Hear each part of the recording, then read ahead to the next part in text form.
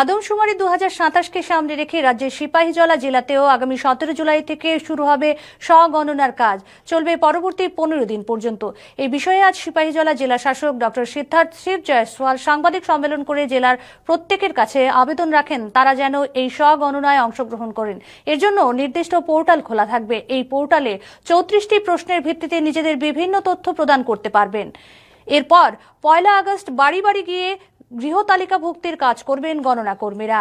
তখনই তারা স্বগণনার তথ্যগুলো যাচাই করবেন। তিনি জানান, পোর্টালে হিন্দি, ইংরেজি ছাড়াও 16টি আঞ্চলিক ভাষার তথ্য প্রদান করা যাবে।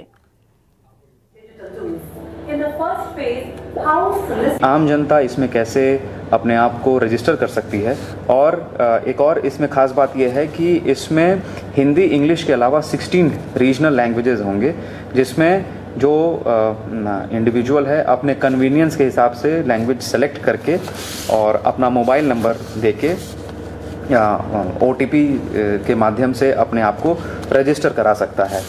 और इसके बाद से इसमें जो भी जानकारी होती है वो टोटल इसमें 34 क्वेश्चंस हैं, जिसमें से 6 सवाल ऐसे हैं जो कि प्री फिल्ड होगा, जिसमें इंडिविजुअल को में उसको कुछ करने की ज़रूरत नहीं होगी, वो डाटा ऑटोमेटिक जनरेट होगा। रिमेनिंग जो सवाल के जवाब हैं वो इंडिविजुअल को खुद देना पड़ेगा।